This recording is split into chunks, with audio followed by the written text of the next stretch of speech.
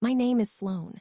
I'm 35 years old, and I'm still trying to heal from the psychological wounds my family left behind. As a successful senior software architect, I managed to escape their toxic orbit, but I still kept a thin line of contact open. Last Sunday, they invited me to a high-end brunch to catch up. Between the mimosas and the overpriced avocado toast, my mother, Barb, leaned across the table with a smirk. "You know, Sloan, you're lucky we even make room for you." Pity goes a long way. I didn't give her the satisfaction of a reaction. I just sipped my black coffee and forced a smile. That night, I logged on, nuked every family credit account, and shot an email to my lawyer about selling the family cabin. Growing up in Fairfield, Connecticut, meant we looked like the perfect family to outsiders. But inside our massive colonial home, an emotional deep freeze permeated every room. That 4-bedroom house, with its manicured lawn and heated pool, was a fortress of expectations I could never quite hit. My childhood bedroom was painted a pale, eggshell blue, at my mother's insistence, even though she knew I loved green. It was a sanctuary that felt more like a prison. From elementary through high school, I was the overachiever. Straight A's, honor societies, and every ounce of my energy poured into a career that would make me untouchable. The moment I hit my first million, I started funding their lavish lifestyles, honestly hoping I could just buy the family connection I was starving for. But to understand that explosive Sunday brunch and why I finally cut the cord, you have to know what happened exactly 1 week prior. I had flown down to visit my parents for the first time in 5 years. I spent weeks planning this trip. I rented a massive 5-bedroom luxury, Airbnb just 15 minutes from their suburb. I stocked the fridge with gourmet groceries, my mother's favorite sparkling waters, and the expensive prime steaks my father likes.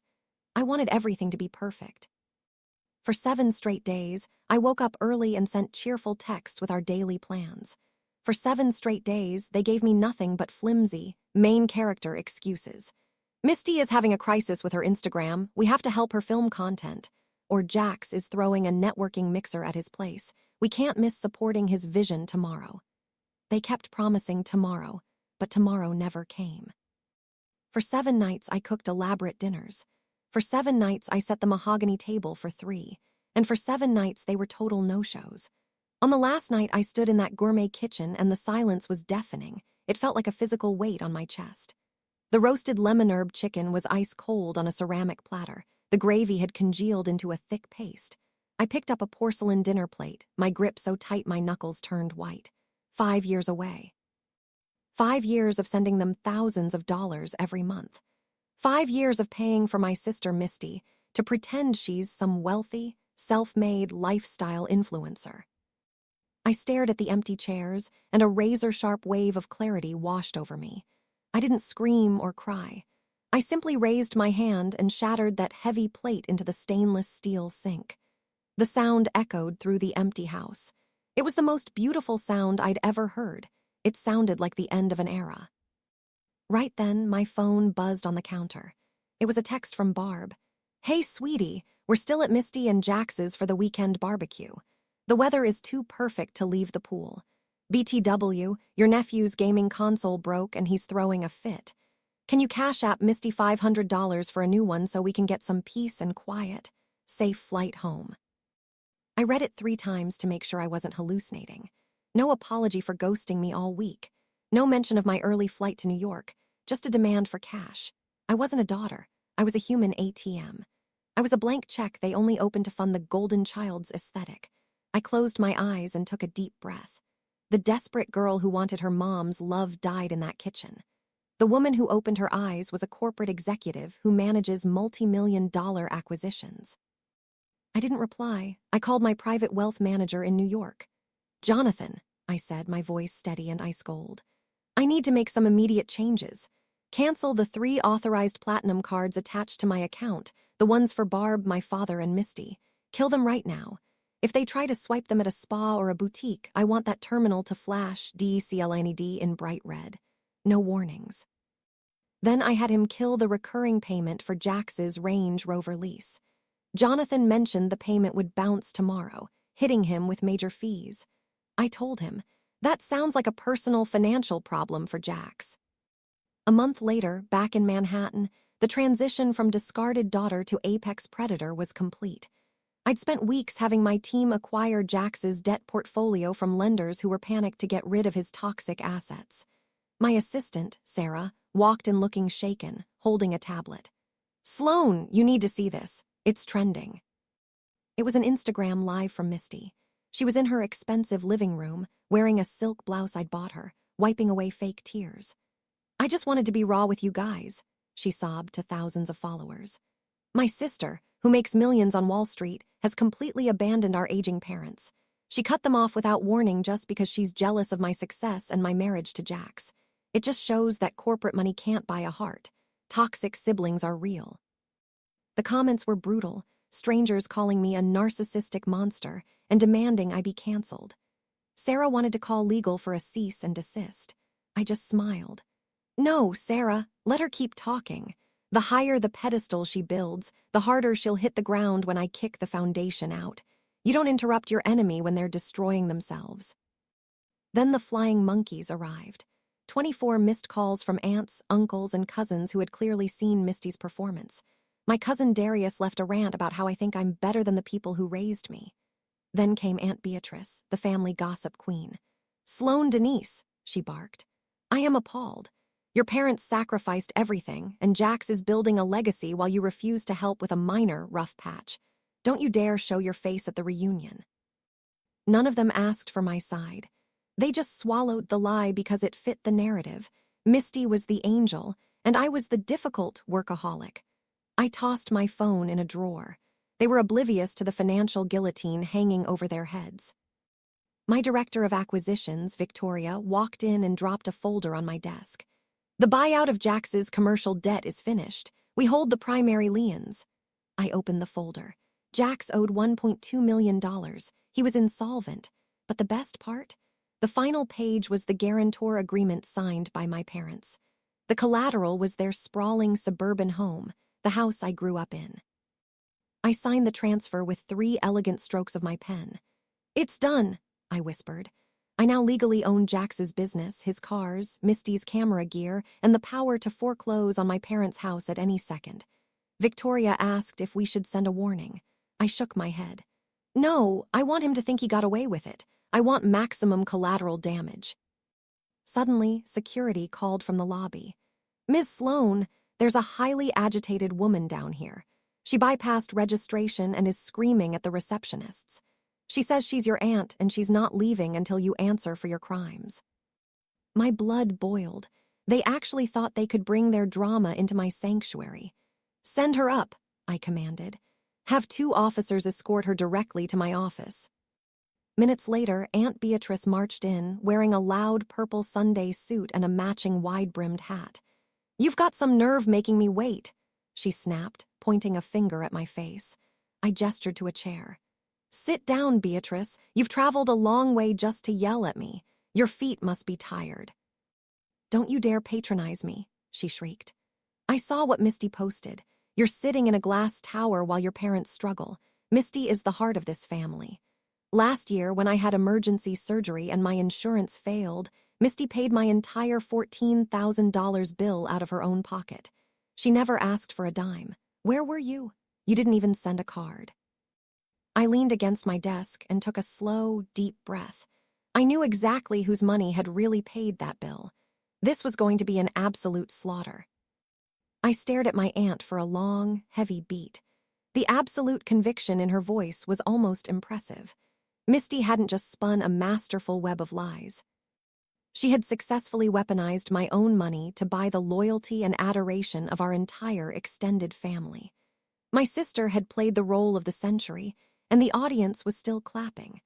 I slowly walked around to the front of my desk and picked up the receiver, pressing the intercom button.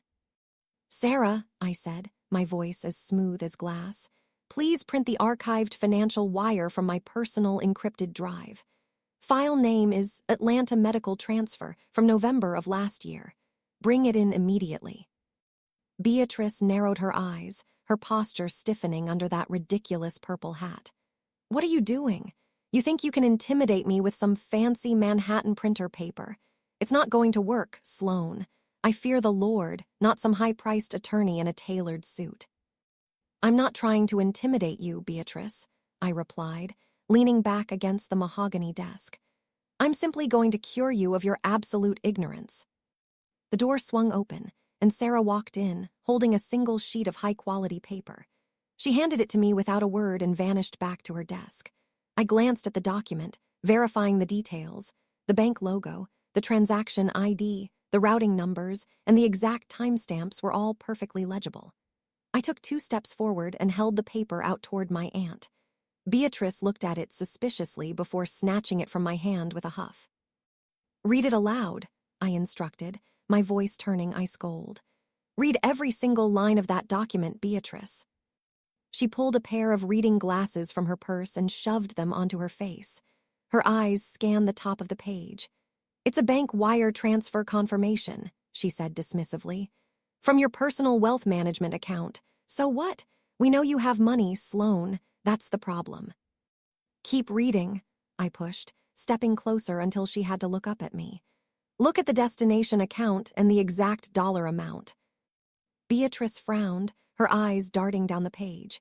"Destination account is listed as Atlanta General Hospital Billing Department. The memo line says, payment in full for patient Beatrice Washington." Her voice suddenly faltered. She stopped reading aloud. I watched the blood slowly drain from her face. The bright purple of her suit suddenly looked incredibly vibrant against her ashen skin. "The amount, Aunt Beatrice," I pressed, my tone completely unforgiving.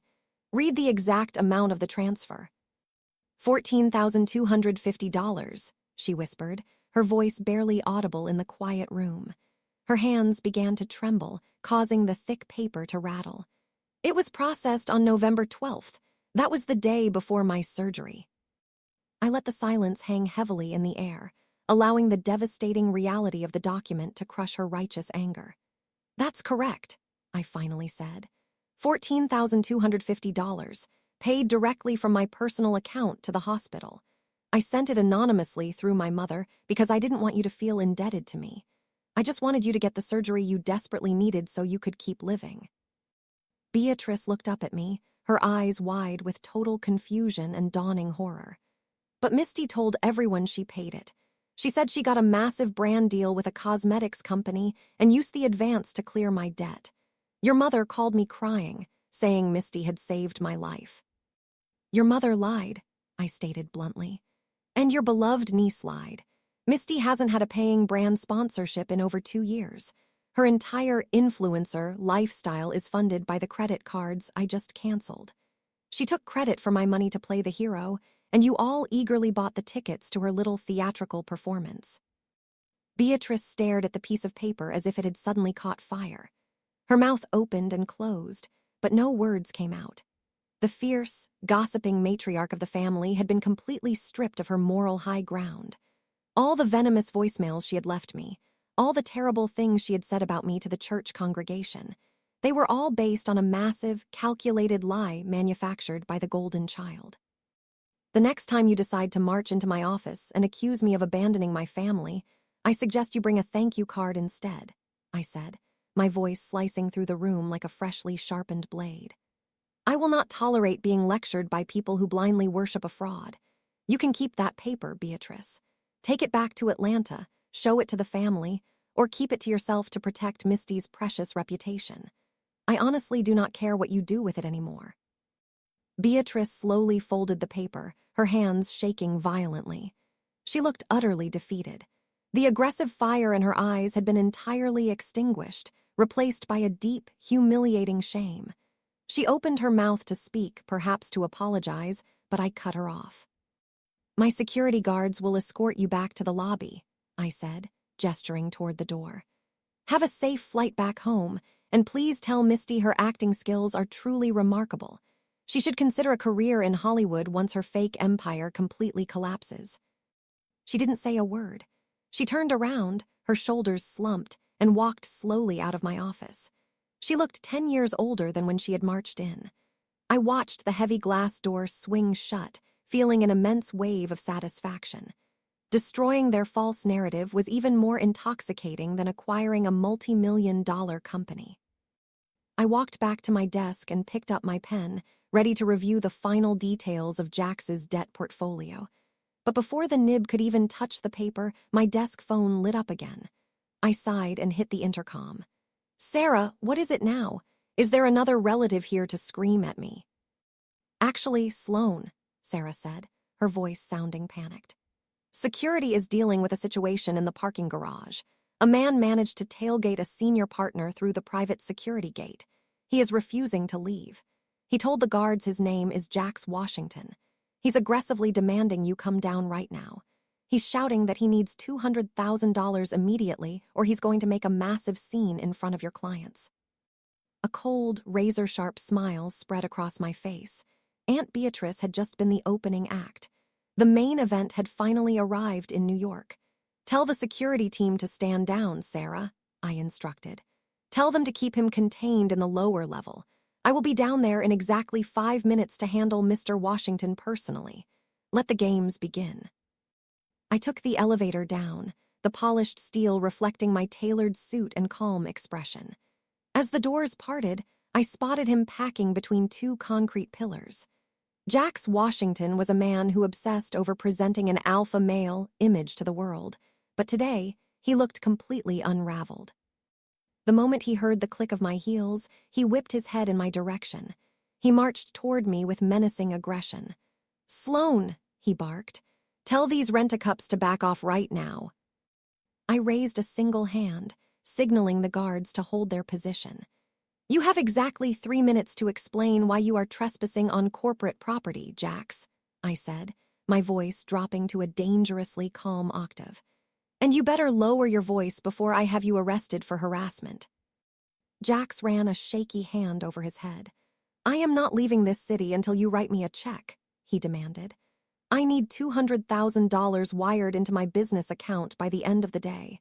I don't want to hear your typical financial lectures. You have the money, and I need it right now." I let out a sharp, amused laugh. "The audacity is impressive. You break into my building, scream at my staff, and demand $200,000 like you're ordering a value meal. You've truly lost your mind, Jax." He stepped closer, invading my personal space. The scent of stale airport coffee and nervous sweat radiated off his suit. "I'm not playing games, Sloan. I'm a CEO handling multi-million-dollar projects. I just hit a temporary liquidity issue because an investor pulled out. If you front me the $200K, I can bridge the gap. It's pocket change to you." "You are not a CEO, Jax," I stated coldly. "You are a glorified con artist who uses my parents' money to lease cars and buy fake followers for your wife.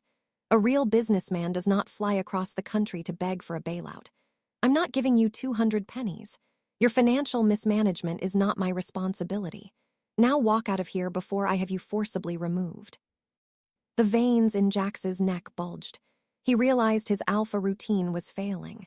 He couldn't bully me, so he pivoted to his ultimate trump card. He let out a harsh, breathless chuckle and crossed his arms. "You are going to give me that money, Sloan," he sneered.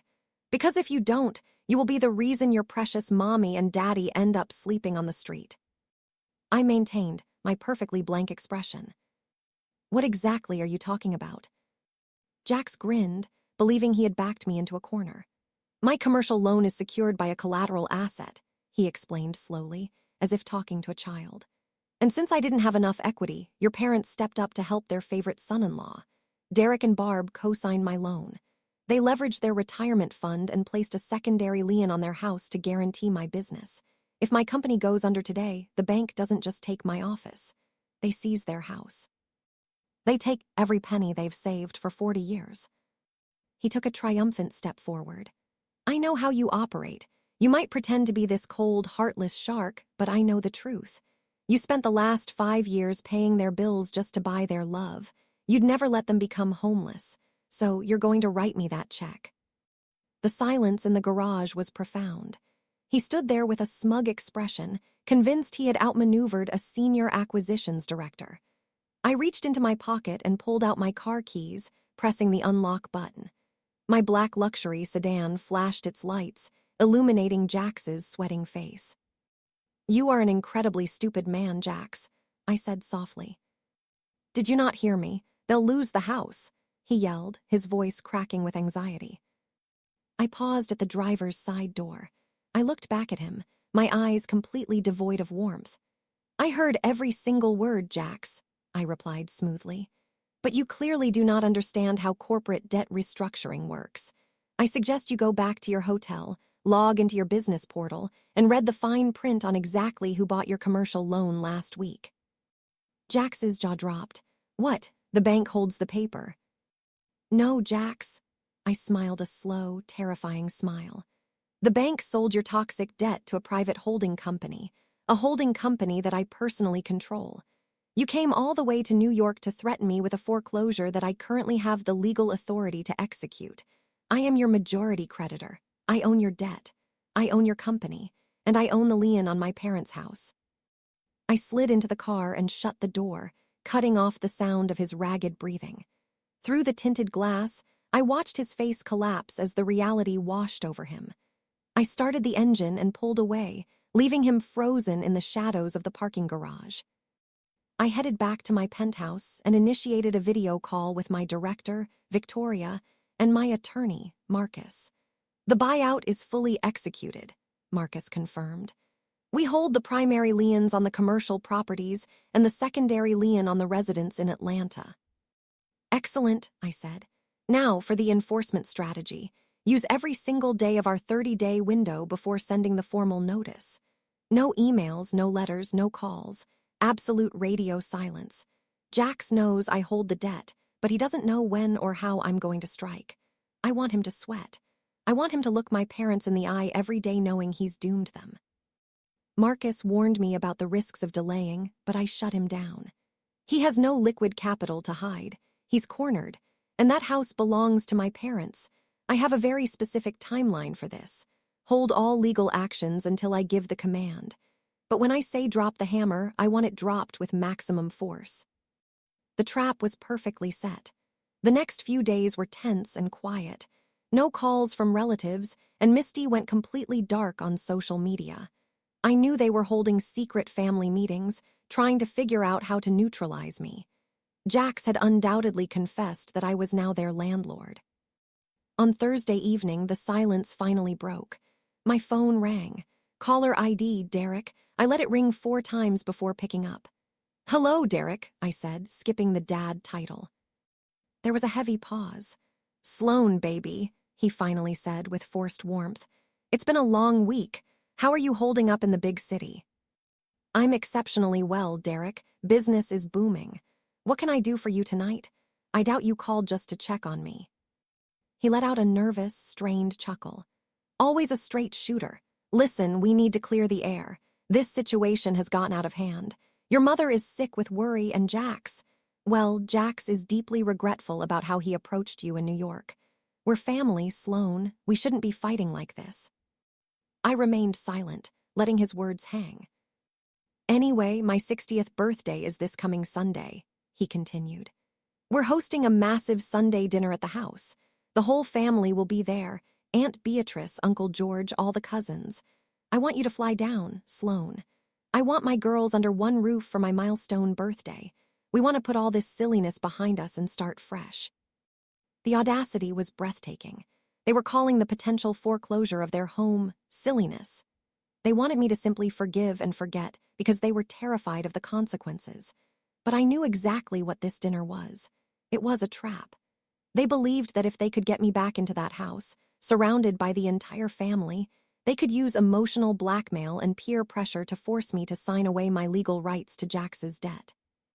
They were planning to ambush me over dessert. The strategy was obvious. Serve a 5-star meal, offer up a lengthy, hypocritical prayer, and then slide a legal waiver across the mahogany table. They expected me to just forgive $1 million debt for the sake of the family name. They truly believed I was still that desperate little girl who would do anything for a seat at their table. I looked at the thick manila folder on my coffee table back in New York before I left. It held the original paperwork with Derek's signature. He had literally gambled the roof over his head on a loser like Jax. Now, he wanted me to eat a 7-figure loss just to save his ego. A Sunday dinner, I mused, my voice laced with a dangerous edge. Just like the 7 Sunday dinners you all completely ghosted me on last month. Oh, Sloane, please don't live in the past, Derek pleaded, his voice thin with desperation. We made a mistake that week. We were distracted and treated you poorly. But this is my 60th birthday. It's a milestone. Please come home. Give us a chance to make it right. I closed my eyes and pictured their grand dining room in Atlanta, the crystal chandeliers, the fine china, and the fake smiles of people who shared my DNA. They wanted a reunion. They were going to get a corporate execution. I'll be there, Derek, I said, my voice dropping to a smooth, icy calm. I'll book my flight for Saturday. Tell Barb to pull out her best recipes. I'm looking forward to seeing everyone. Thank God, Derek exhaled, sounding like he'd just dodged a bullet. You have no idea how happy that makes me. We love you, baby. See you Sunday. I hung up without saying it back. I picked up the guarantor docs and read the seizure clauses one last time. They thought they were luring a wounded deer back into the woods, but they were actually inviting a starving wolf into their living room. Saturday morning had a crisp Manhattan chill. I dressed in a tailored emerald green suit, the exact color Barb had forbidden me from using in my childhood bedroom. It was a small rebellion, but today was all about the symbolism. I bypassed the main terminal at JFK and headed for the private lounge, sipping black coffee and running my hand over my leather briefcase. Inside that bag was the total destruction of the Washington family facade. The flight to Atlanta was smooth. I spent 2 hours reviewing the legal traps Marcus and Victoria had set. Every loophole was sealed. Jax's business was a corpse. The predatory loan he'd taken was in total default, and the secondary lien on my parents' house was legally mine. For 32 years, Atlanta was a place of emotional starvation for me, the place where my wins were ignored so Misty's mediocre life could be celebrated. Today, I wasn't returning as a daughter seeking a good job. I was returning as the owner of their reality.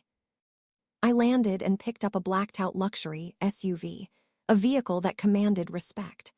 The 45-minute drive to the suburbs felt surreal. I was driving through a neighborhood of millionaires and the people desperately pretending to be them. My parents were definitely the latter. They'd bought this sprawling colonial at the top of the market just to project an image of black excellence to their friends. I pulled into the circular driveway. It was packed. I saw Jax's leased Range Rover front and center. The payment for that car had bounced twice this week, but he was still parading it around like a trophy.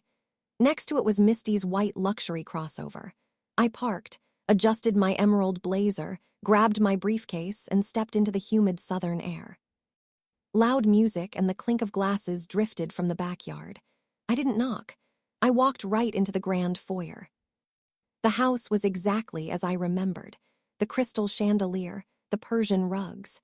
It was a beautiful shell held together by nothing but my signature on a debt acquisition form.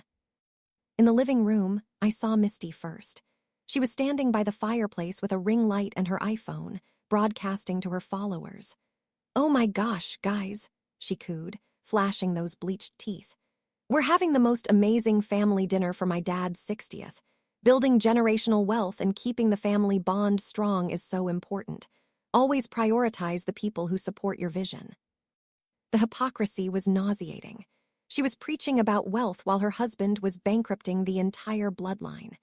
Aunts and uncles on the leather sofas were nodding along, drunk on the illusion.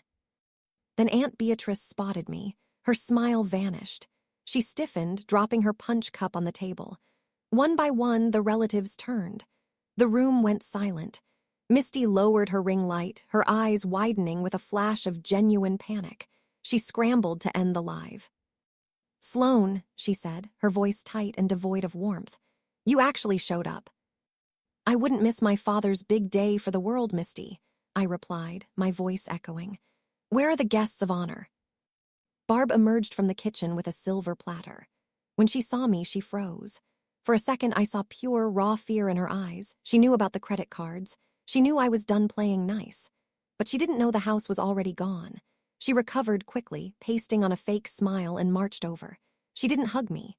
Instead, she grabbed my arm, her acrylics digging into my suit. She dragged me into the hallway by the guest bathroom. Listen to me, she hissed. I don't know why you're here after the way you've been acting, but you will behave. Your father has important partners on the patio. You will smile, you will mingle, and you will not mention a single word about your little tantrum with the bank accounts. Do you understand? I looked down at her hand, then peeled her fingers off my jacket one by one. Barb, I'm perfectly calm, I said, brushing off my sleeve. I have no intention of throwing a tantrum. I'm just here to participate in the family legacy. I'm here to discuss our shared financial future. She narrowed her eyes. Stay out of Jax's way. He has investors here. He needs to look confident. He doesn't need you glaring at him and ruining his vibe. I gave her a terrifyingly genuine smile. I'd never dream of ruining his vibe, Barb. I'm actually very eager to see him in action. I walked onto the patio. It was packed, over 50 people, a full bar, and a massive soul food buffet. I spotted Derek near the pool, laughing with a glass of bourbon. When he saw me, he put on that exaggerated warmth he used when he needed a favor. Sloan, baby, he yelled, opening his arms. He crushed me in a hug that smelled of expensive cologne and booze. I stayed rigid. I'm so glad you're home, he whispered so the guests couldn't hear. We're going to fix everything today. I'm sure we will, Derek, I said, clutching my briefcase. Where's Jax? I thought he was hosting investors. Derek's smile flickered. Jax is just handling some business inside. He'll join us for dinner. I stood by the pool and watched the play unfold. Beatrice was hiding behind her church friends. Misty was back on her phone. Then, 20 minutes later, I saw him. Jax stepped onto the patio looking tense and sweating through his custom blue suit.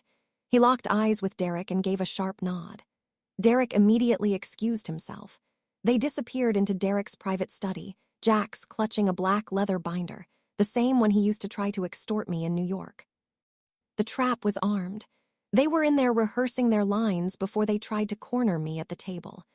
I took a deep breath of the warm air, adjusted my grip on the briefcase, and followed them inside.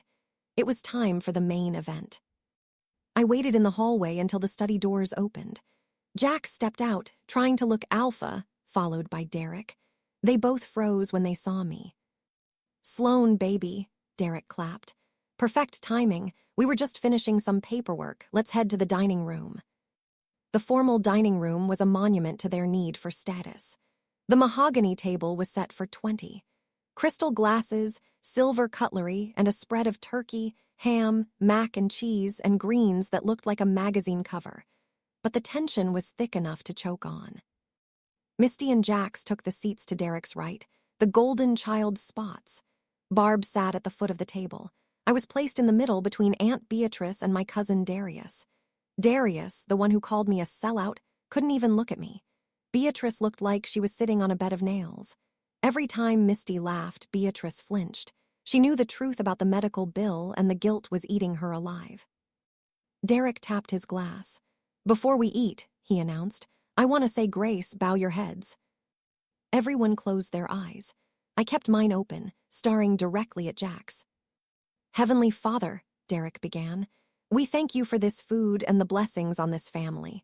We thank you for our prosperity and the strength of our bloodline. And we especially thank you for bringing Sloan back to our table so we may be whole again. Amen.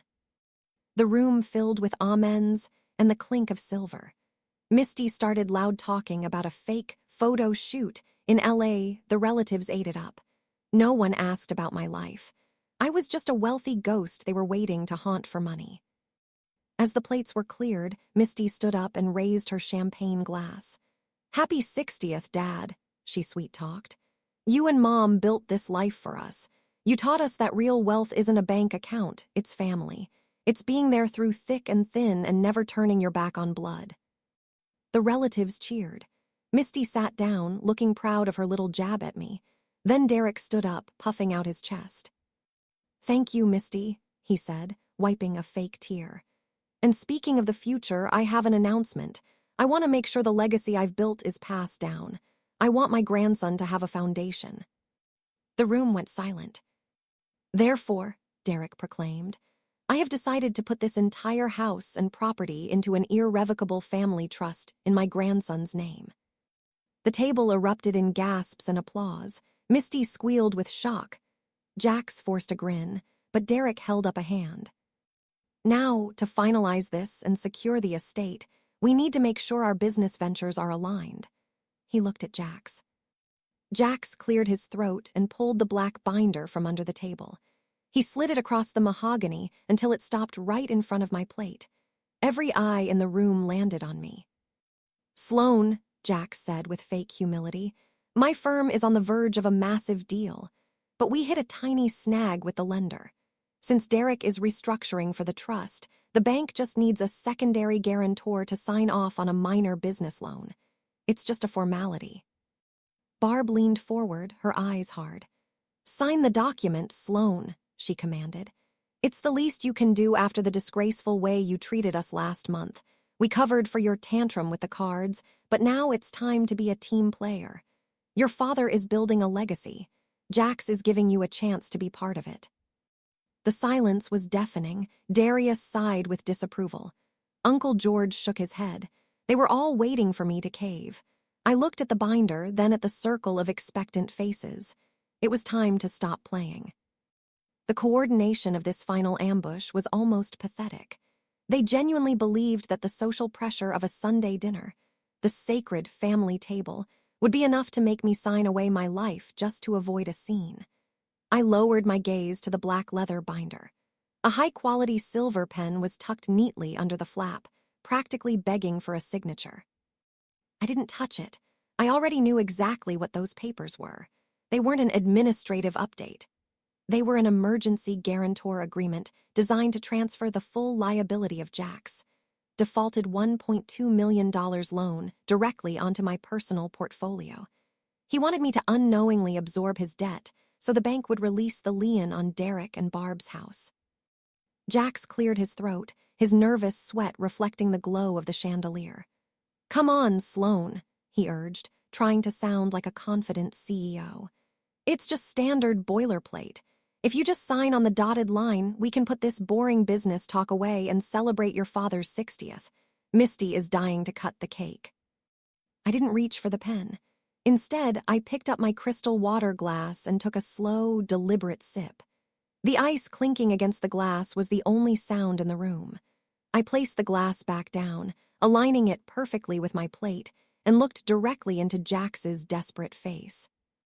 "I'm not signing anything, Jax," I said, my voice perfectly calm. A collective gasp rippled around the table. The polite facade shattered instantly. Derek slammed his palm down on the mahogany, rattling the silverware. "Now you listen to me, Sloan," he barked, his face turning a deep, angry red. "You are not going to sit at my table, eat my food, and disrespect this family. Your brother-in-law is bringing massive wealth into this household. He asked you for a simple signature to help secure your nephew's future. You are being incredibly selfish and bitter." Barb chimed in, her voice rising to a shrill pitch. "You've always been like this. Even as a little girl, you couldn't be happy for your sister. You always had to ruin every special moment because you were jealous. Misty finally found a husband who provides, and you want to sabotage them because you're sitting up in New York all alone." The relatives began murmuring. "Disgraceful," one aunt whispered. "All that money and she won't help her own blood," Darius added, shaking his head. The pressure cooker was whistling. They were using the exact same psychological tactics they'd used during my entire childhood, trying to make me feel small and isolated. But I wasn't that frightened little girl anymore. I was an apex predator holding the right to destroy their entire reality. I didn't raise my voice. I simply turned my cold stare toward Derek. "Derek," I said, slicing through the murmurs, "you cannot put this house into a trust for your grandson." Derek scoffed. "Oh, really? And why is that? Are you going to call your Wall Street lawyers and sue me for an inheritance? Let me tell you now, you aren't getting a dime. Everything I own is going to Misty and her boy. You made your choice when you canceled those cards." I smiled a slow, terrifying smile. "I'm not looking for an inheritance, Derek. I'm stating a legal fact. You cannot put this property into an irrevocable trust." Before he could process my words, Misty exploded. She pushed her chair back, the legs screeching against the hardwood. She stood up, her face contorted with rage. Her influencer persona was gone, replaced by the vicious, spoiled child I'd always known. "Are you seriously this pathetic?" Misty screamed. "Are you actually this jealous? You can't stand the fact that Dad is giving the home to my son. You can't stand that Jax is successful while you're just a lonely workaholic who has to buy friends." She slammed her hands onto the table, leaning toward me. "This is my father's house. He worked his entire life for it. He pays the mortgage. He pays the taxes. He wants to give it to my family because we actually love him. You don't get to come down here after 5 years of ignoring us and dictate what he does with his own assets." Barb nodded vigorously. "Tell her, Misty. Tell her the truth." "You're nothing but a bitter, toxic outsider," Misty continued, her voice dripping with venom. "You think your money gives you power? You think because you work in a tall glass building you can look down on us? You have no power here. You're sitting in our house, at our table. If you won't sign, you can pack your bags and walk out. We never really needed you. We only tolerated you out of pity." The silence that followed was deafening. The room waited to see if I would break. Aunt Beatrice squeezed her eyes shut. Jax looked smug. Derek and Barb looked triumphant. I uncrossed my legs and sat up straight. I picked up my leather briefcase and placed it on my lap. "You're right about one thing, Misty," I said, my voice dangerously soft. "Money doesn't grant you power over people, but legal ownership absolutely does." I popped the brass latches and pulled out a document. I placed it flat on the table. "Derek can't put the house in a trust, Misty, because he doesn't own it." Nobody breathed. Derek stared at me, his mouth hanging open. Misty let out a sharp, confused laugh. "What are you talking about? Of course Dad owns it. His name is on the mailbox." I kept my eyes locked on Derek. "Tell her, Derek. Tell your golden child the truth about what happened 5 years ago when your contracting business went under. Tell her about the mountain of debt you accumulated trying to maintain this fake lifestyle." Derek swallowed hard, his face turning a sickly ash gray. "Sloan, please," he whispered, his voice cracking. "Not now, not in front of everyone." But I wasn't protecting him anymore. I pulled out a stack of documents with official county seals and tossed them into the center of the table. They landed next to the turkey, fanning out over the white linen. "5 years ago, Derek called me in the middle of the night crying," I announced to the room. He was 2 weeks away from foreclosure. He had secretly remortgaged this house twice to pay for Misty's lavish wedding to Jax. He was bankrupt. He begged me for a bailout. Barb covered her face, letting out a muffled sob. Aunt Beatrice gasped. "But I'm not a foolish investor," I continued. "I didn't give him a loan. I bought the debt. I paid off the bank and transferred the deed of this property into a private holding company, an LLC that I personally own and control." "No," Derek stammered. "We signed ownership papers. The lawyer said we were still the owners on paper." I shook my head. "You signed a residential lease agreement, Derek. You are listed as tenants. I drafted a lease that allowed you to live here with a $0 rent requirement. I paid the taxes. I paid the insurance. I paid the maintenance. You've been living in my house rent-free for 5 years, playing the wealthy patriarch while I silently funded your delusion." The room erupted into whispers. Uncle George looked at Derek with pure disgust. Darius looked at his plate, face burning with embarrassment. The illusion of excellence was shattered. Misty grabbed the papers, her nails tearing through the pages. "This is fake," she shrieked. "You forged this. Dad would never sign the house over to you." "It's public record, Misty," I replied smoothly. "Look it up on that smartphone I bought you. You've spent your life bragging about generational wealth to your followers, but the truth is your inheritance is exactly 0. You are completely broke." Misty sank back into her chair, letting out a devastated sob. The golden child had been stripped of her crown. I turned my gaze to the man sitting next to her. Jax was frozen, sweating so hard his collar was soaked. "And then there's you, Jax," I whispered. "The mastermind. You tried to use a family dinner to extort me. You told the family this binder was a formality for a trust, but we both know that was a lie." Jax gripped the armrests of his chair, refusing to look me in the eye. "Tell them, Jax," I commanded. "Tell your wife and your in-laws exactly why you needed my signature. Tell them what you used as collateral for your failing company." Jax shook his head. "Shut up, Sloan, do not do this." "If you won't tell them, I will," I said, standing up. 6 months ago, Jax took out a high-risk commercial loan to save his bankrupt firm. Since he had no assets, he convinced Derek and Barb to co-sign. He leveraged their entire retirement fund and placed a secondary lien on this house. Barb let out a piercing scream. She grabbed Derek's arm, shaking him. "Tell me she's lying. Tell me you didn't gamble our retirement on Jax." Derek buried his face in his hands, weeping openly. His silence was the confession. Misty turned to Jax, hitting him on the shoulder. "You put a lien on my parents' house? You told me we were rich." "Your husband is a fraud, Misty," I stated. "And the bank was preparing to execute the lien and kick your parents out onto the street. That's the only reason I was invited today. They needed me to absorb Jax's $1 million debt to save their own skins." The dining room devolved into absolute chaos. Aunt Beatrice was pointing at Jax, calling him deceitful. Misty was screaming. Barb was hyperventilating. I stood there watching the carnage. I didn't feel a single ounce of pity. "The bank isn't taking the house," Jax suddenly yelled, slamming his fist on the table. He pointed at me, face twisted with fury. "She's lying. The bank won't foreclose because she bought the debt. She told me in New York. She set this up. She bought my debt on purpose just to control us. She's a malicious, vindictive." Jax took a step toward me, veins popping in his neck. "You think you can destroy my life? I'll sue you. I'll hire the best lawyers in Georgia. I'll drag your investment fund through the mud for 10 years. I looked at his red, sweating face and did something that terrified him. I laughed. A loud, echoing laugh that sliced through the screaming. I laughed until my chest ached. I snapped my briefcase shut. "You're going to sue me, Jax? With what money? You can't even afford the lease on that car in the driveway. I own your assets. I own your properties. I even own the camera equipment Misty uses to film her fake life." I stood up straight, adjusting my emerald jacket.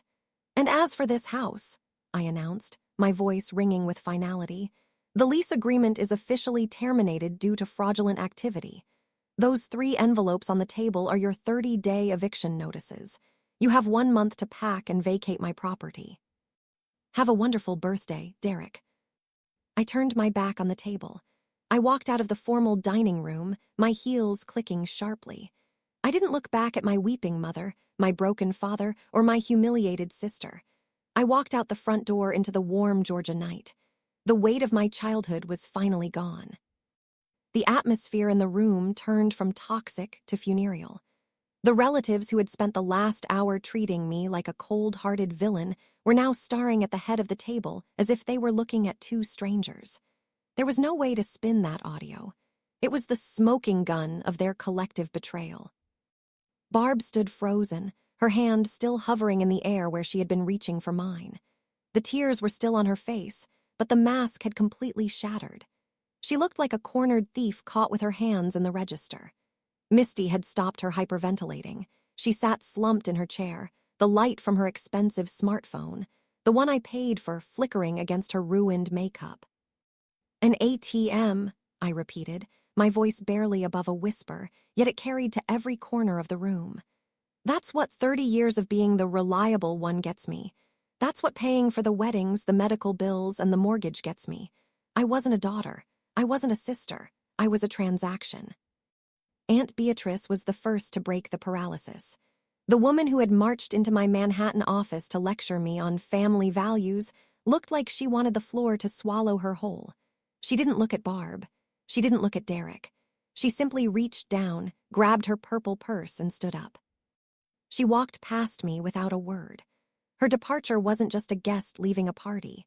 It was the official dissolution of the Washington family's social standing. She was the matriarch of the gossip chain, and by morning, everyone in the city would know that the Washingtons were rent-paying frauds who had been caught trying to rob their own blood. Her exit was the signal for the rest of the room to evacuate. Uncle George stood up next, his face a mask of profound disappointment. He looked at Derek, who was still staring vacantly at the mac and cheese-covered deed. "I can't be a part of this, Derek," George said, his voice heavy. "You've poisoned your own well." He signaled to his wife, and they followed Beatrice out the door. Darius, the cousin who had been so vocal about my disgraceful behavior, wouldn't even look in my direction. He stood up, pushed his chair in with a sharp clack, and walked out with his head down. One by one, the aunts, uncles, and cousins followed suit. No one said goodbye. No one asked for a to-go container of the catered food. They fled the house as if it were a sinking ship, which, legally speaking, it was. Within 3 minutes, the grand dining room was empty, save for the 5 of us and the cooling remains of a $5,000 dinner. The silence was absolute. "The ATM is out of order," I said, picking up my briefcase and snapping the brass latches shut with a final, echoing click. I looked at Barb, whose face was now a twisted mask of desperate, ugly hatred. I looked at Derek, a man who had sold his soul for a colonial house he didn't even own. I looked at Misty and Jax, 2 parasites who had finally run out of a host. "You have 30 days, I reminded them, my voice as sharp as a surgical scalpel. "The locks will be changed on the 31st at 8:00 a.m. Anything left inside will be considered abandoned property and hauled to the city dump, including the furniture I paid for." I didn't wait for a response. I turned my back on them for the last time. I walked out through the foyer, past the crystal chandelier, and out the heavy wooden front door. I stepped into my blacked-out SUV and started the engine. As I backed out of the circular driveway, I saw the golden couple through the front window, still screaming at each other in the ruins of their fake empire. I turned onto the main road, the towering oaks of the suburbs fatting into the rearview mirror. For the first time in my life, I wasn't the girl looking for a seat at the table. I was the woman who had realized the table was rotten, and I had finally had the courage to burn it down. I drove toward the airport, the cool Atlanta night air rushing through the windows, feeling lighter than I had in 32 years. The war was over, and I had won everything. The young man who had aggressively demanded I apologize to the family stood up from his chair right next to me. He refused to make eye contact, his face burning red with humiliation. He practically sprinted out of the room, desperate to escape the toxic air. One by one, the remaining aunts, uncles, and cousins abandoned the sinking ship. The grand Sunday dinner, the magnificent celebration of Black excellence, had turned into a mass exodus. Barb watched her entire social circle walk out the front door. Her reputation, her only currency, was incinerated. She reached out, her hands trembling, grasping at empty air. "Wait," she pleaded, her voice cracking. "Please don't leave. It's not what it sounds like. We were just joking. Please come back." Nobody turned around. Within 2 minutes, the massive dining room was empty, except for the 4 of us. The sound of car engines starting and tires rolling down the driveway signaled the absolute end of the Washington dynasty. Derek remained frozen, staring vacantly at the ruined deed soaking in the macaroni and cheese. He was a broken man. With their audience gone, Misty and Jax had nothing left but their raw, panicked rage. Misty wiped the ruined mascara from her face, her sorrow instantly transforming back into venom. She turned on her husband. "This is all your fault," she screamed, her voice echoing in the empty room. "If you hadn't bankrupted your pathetic company, she wouldn't have had the leverage. You ruined my life, Jax. You promised me a lifestyle and delivered nothing but debt. You're a failure." Jax pushed past his breaking point, snapped. He jumped to his feet, his chair crashing onto the hardwood. "Don't you dare put this on me, you spoiled brat," he roared. "I bankrupted my company trying to keep up with your demands. You needed a new designer bag every month. You needed luxury resorts for pictures for strangers. You drained every dollar of profit I ever made." "You lied to me," Misty shrieked, shoving his chest. "You told me you were a millionaire. You used my parents' house as collateral without telling me. You're a disgusting fraud." "I used their house because you refused to downgrade," Jax yelled back, shoving her hands away. "You're a gold digger, Misty. You only loved me when the cards worked. The minute the money stopped, you turned into a monster. You don't care about anyone, not even your son. All you care about is your fake internet fame." They circled each other like rabid dogs, tearing down the remaining shreds of their marriage. The polished, sophisticated veneer was gone, replaced by the ugly reality of two selfish people realizing they had nothing left to offer each other. Misty screamed about divorce and custody. Jax screamed back that she wouldn't get a dime because he was insolvent and she was unhireable. I watched them tear each other apart, feeling absolutely nothing. No sadness, no joy, just the cold, satisfying finality of a surgical strike. The cancer had been removed. I looked at Barb. She was slumped in her chair, rocking back and forth as she listened to her golden child's marriage implode. The perfect daughter she had prioritized over me was screaming profanities like a sailor. The legacy she had sacrificed my childhood to build was lying in ruins. It was time to end it. I picked up my briefcase. The sharp click of the brass latches echoed loudly, cutting through the screaming. They all froze and looked at me. Derek lifted his head, eyes red and swollen. Barb stared with wide, terrified eyes. "Well," I said, my voice perfectly steady. "This has been a lovely 60th birthday, but we have some housekeeping to do." I pulled out 3 thick white envelopes and held them up against the dark mahogany. I walked slowly toward the head of the table. I tossed the first envelope onto Jax's plate. "That is a formal legal notice of asset seizure, Jax," I explained. "My team is currently freezing every account associated with your name. The moving trucks arrive at your office tomorrow at 8:00 a.m. I suggest you cancel your golf game." Jax didn't even reach for it. He stared at it like it was lethal poison. I moved to my left, dropping the second envelope in front of Misty. "Open it, Misty," I commanded. Her trembling fingers tore it open. She pulled out an invoice. "That is a legally binding bill for the $14,250 you stole from me. Since you publicly claimed you paid for Aunt Beatrice's surgery and profited off that lie through brand sponsorships, you've committed financial fraud. You have 30 days to reimburse me in full, or I will garnish whatever minimum wage you manage to scrape together." Misty let out a devastated wail, burying her face in her hands. I finally turned to my parents. Barb was whispering desperate prayers to a God who was no longer listening. I placed the final envelope between them. "And Barb, Derek," I said, my voice dropping to absolute zero. "That is your 30-day eviction notice. The lease is terminated. You have 1 month to vacate my property." The reality finally hit. Barb threw herself across the table, grabbing at my emerald jacket. "Sloan, please," she screeched.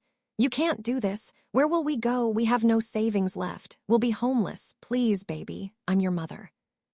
Derek stood up on shaky legs, looking old and defeated. "I'm so sorry, Sloan," he cried. "I was a foolish man. Please give us another chance. We can go to family counseling. We can fix this. Society says I should forgive them because we share blood. Society demands I absorb their toxicity and overlook their greed just for a scrap of affection. But there is no virtue in toxic forgiveness." I forcefully peeled my mother's clammy hands off my jacket. "You treated me like an ATM, Barb," I said, my tone level. "You ignored my feelings, dismissed my achievements, and conspired to steal my money. The bank has officially foreclosed on your lives." I picked up my briefcase and turned my back on them. They begged. They pleaded. They cried for a mercy they had never shown me. I didn't shed a single tear. I walked out of the dining room, down the wide hallway, and pushed open the front door. The Georgia night air tasted sweet. I took a deep breath, the first bit of free air in my 32 years of life. I got into my SUV and drove away from the burning wreckage of the Washington Empire forever. 2 months later, the dust settled. Misty was forced to delete her internet presence. Her influencer life was exposed as a fraud. She now works 40 hours a week folding sweaters at a mid-tier retail store. No more luxury vacations, just sore feet and a minimum wage reality. Jax fared worse. When my team seized his assets, we found a paper trail of falsified tax docs and forged signatures. We handed it to federal authorities. Jax is currently fighting to avoid federal prison while sleeping on a friend's couch. As for Barb and Derek, the eviction was strictly enforced. Destitute and cut off by Aunt Beatrice, They moved into a cramped one-bedroom apartment in a neighborhood they used to mock. They are left alone with nothing but their bitter regrets. As for me, I'm standing in the grand foyer of the mansion I repossessed. The Persian rugs are gone. The walls are bright white. The dining room is now a sleek conference center, the Atlanta headquarters for my firm. I've established a philanthropic division here to offer grants and mentorship to actual entrepreneurs building legitimate businesses. I look directly into the camera.